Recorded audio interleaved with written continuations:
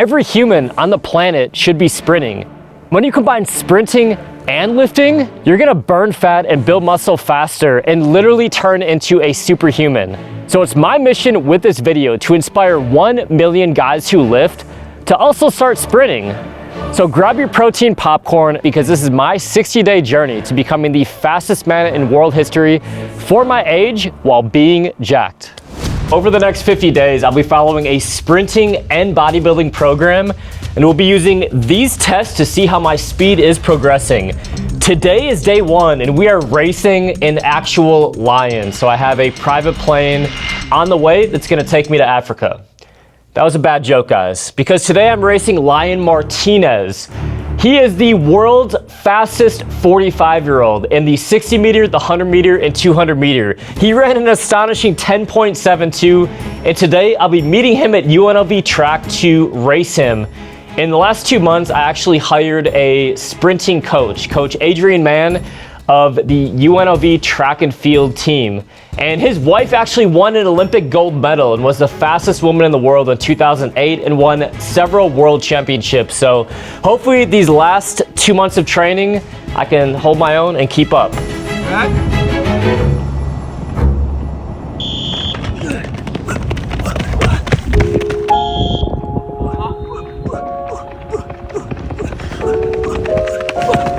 And we lost. You know, I'm used to beating people much younger than me, like destroying Alex Eubank and Haddy Abdel in the Superhuman games. But today, we took an L to a world champion. You know, guys, sometimes to get better, you gotta go against people better than you. And today we raced the fastest 45-year-old in world history, Lion Martinez.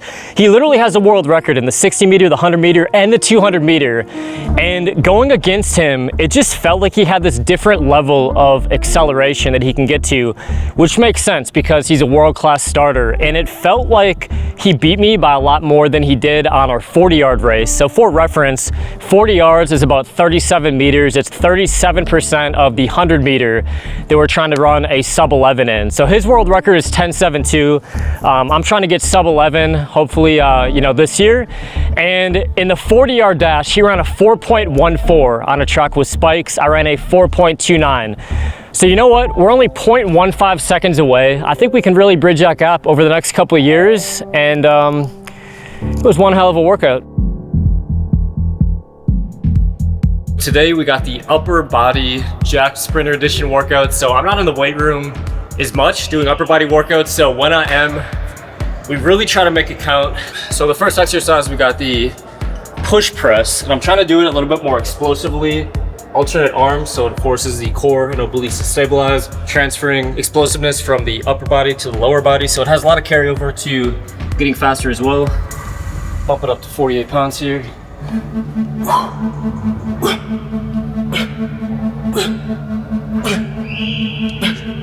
Shout out to 7-time Mr. Olympia winner Arnold, who has been on this channel before, in the background of one of my Charles Glass workouts.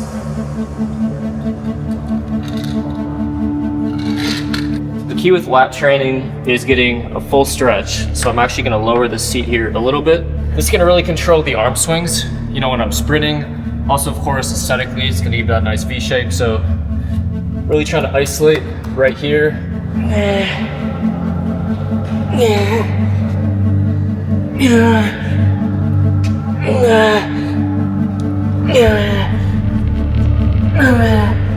That is a killer pump. I actually feel this way more than traditional lat pull down machine.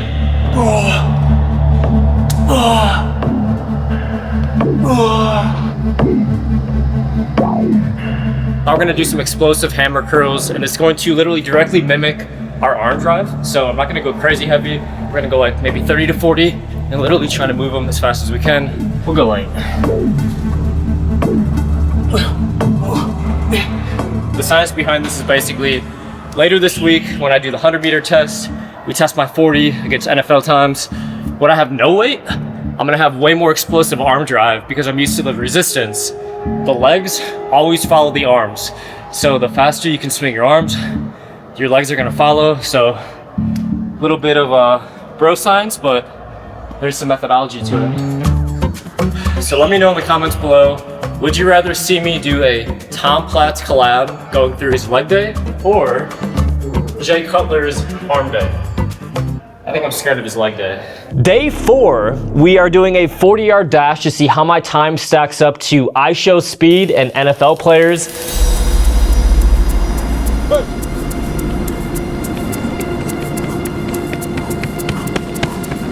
Shoulders forward a little bit. Yeah, that's perfect. Head down a little bit.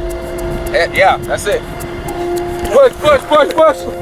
Hit it again. Sprinting is the only exercise on the planet that combines strength, speed, explosiveness, coordination, rhythm, all while maximizing your metabolism, your anabolic hormones like HGH and testosterone. That is exactly why I have decided that I will be sprinting until my 95th birthday, where I will retire from the sport and take up pickleball. 4:24. Faster than Tom Brady. Tom Brady probably can't break 5 seconds, but he can throw his ass off.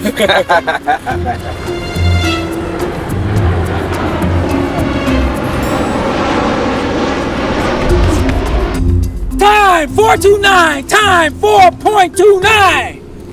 So how does my 40-yard dash time stack up against iShow speed and the fastest NFL players? When coach said I ran a 4.24, I almost didn't believe it. But that's also because I ran it on a track with track spikes. So I asked ChatGPT to convert my time to how NFL players would be tested, and they said I ran somewhere between 4.45 and 4.55, which means I'm actually faster than about 80% of NFL players in my late 30s. And to be honest, I think I would give iShow speed a run for his money. Day 10, we're doing our first 100-meter time trial.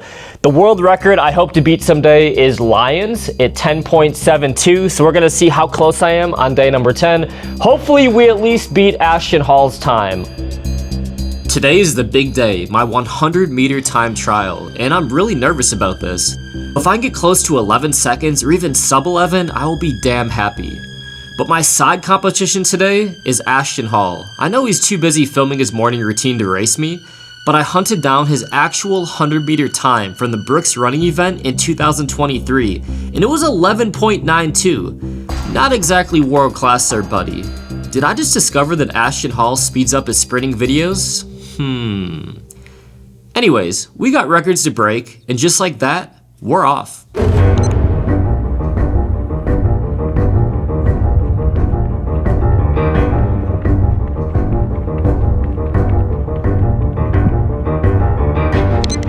The test results are in. Remember, age 38 and older. It is literally 1 in a million men who can run a sub 1100 meter. Today, we ran an 11.04 electronically timed.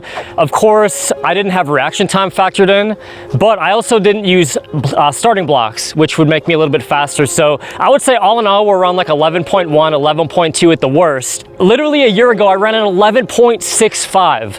The world record that I'm trying to beat is 10.72. Everyone thought I was making up my time. It was complete bullshit because apparently I just don't look fast when I'm on a track sprinting.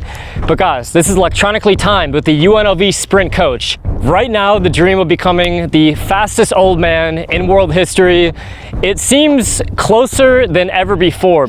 Day 30, we have an all-out nut check. We are running the hardest event in track and field. We're trying an all-out 400 meter just for the hell of it to see where I'm at because I've been training hard and also I want to feel like I earned that vacation. I've heard the 400 meter is the most painful event, and now I know why. So I set a goal to run a quarter mile, aka 400 meters, averaging 16.2 miles per hour, about a 55.5 second pace. Faster than the man who holds the world record mile of 3:43. Yes, a human ran a mile in 3 minutes and 43 seconds. But nobody warned me about the pain. The 400 lives in no man's land between speed and endurance. You burn through every energy system, and in the last 20 seconds, your muscles stop responding while your brain screams keep going. And that's why the final 150 meters literally felt like climbing Mount Everest barefoot.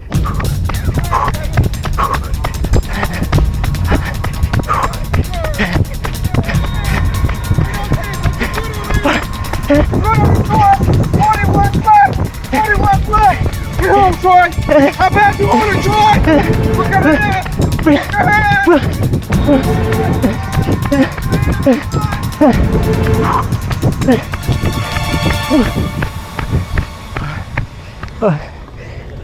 job. Thank you. He loves a challenge. If it's easy, he doesn't like it. I know. Yeah, baby, 14 flat. You gotta give me that first two. Next time we do this. You hit the 12, just like we talked about. Yeah. You hit the 25, just like we talked about. Last 100, we got so kill. backside. So I need to be more upright. Yeah. You did good. So I was 56 on the dot. Yep. We were 0.5 seconds off. We wanted to do the mile world record pace. I needed 55.5. 55.5. You gonna do it again? Yeah, Fuck we're gonna no. do it again in 10 minutes. Hell no. C minus. I'll give you a C plus. Good job. Because those weren't bad. This is the first time you ever did that, and the longest you had to run at that pace. Yeah. So after beating my body up the last month, it was time for a little vacation. So my wife and I flew all the way to the French Polynesia and went to Tahiti and Moorea. The goal of the trip was to let my body rest and actually live a little, enjoy some food and drinks, and enjoy the overwater bungalow. But what nobody told us is there would be sharks circling our room, and there would be a typhoon the final day of vacation. Nonetheless, the show must go on, and the week off was much needed, but I couldn't also help but think I felt really slow and fat. And of course, day 50, we got another 100-meter time trial. Hopefully, I will run my first sub 11. Let's go.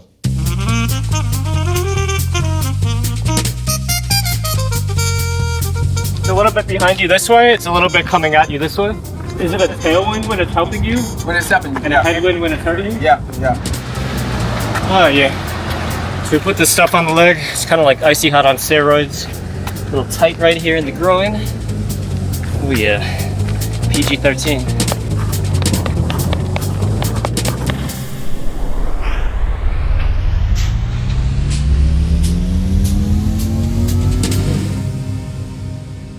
It's pretty clear now what Coach and I need to work on. My start sucks. My steps are choppy and I'm not covering ground.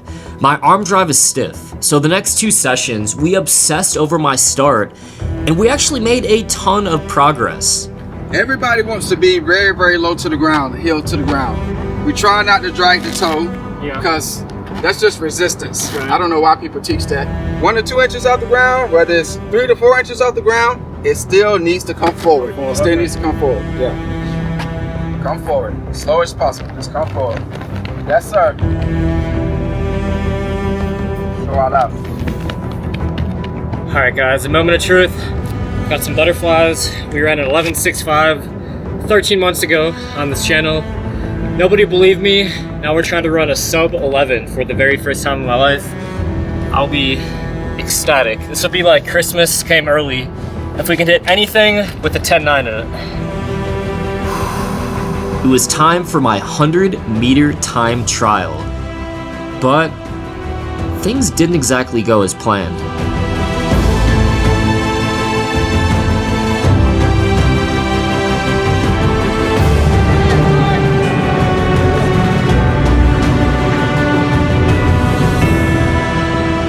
$11.2. 11.2 on the dot. 29. Damn. That was slower than our second attempt. Yeah, because our second attempt was 11.04. Yeah. Still way ahead of the game from last year. I would be lying if I told you I wasn't a little bit disappointed. We were hoping for a sub 11. We ran an 11.29, and you know, the past 3-4 weeks has not been ideal. I went on vacation, I gained a few pounds, I've had some unhealthy habits, been dealing with a lot of work stress, and I think what's so amazing about sprinting and the goal of trying to get faster is it holds you accountable. You gain 3-4 pounds from eating bullshit food, you're gonna be slower. You're stressed out, you're not healing, you have inflammation, you start feeling little muscle strains and little things in your legs that I felt today. So you know what? I'm pissed off right now. I wanted to run my first ever sub 11 of my life. We didn't get there, but it's just gonna push me to work even harder. We've still improved massively today, even from where we were at over a year ago. And that's kind of what it's all about. These last 60 days, they're not just about getting faster. It was about proving that your age does not define your limits, because I know that I can run faster than 99.9% of 20-year-olds, And someday I hope to run faster than 100% of 40-year-olds in world history. And you can get leaner, faster, and stronger regardless of age. So make sure you subscribe, hit the like on this video, and keep watching videos because I need to pay for my cat's organic salmon treats somehow. So click over here, keep watching videos, and I'll see you on the next one.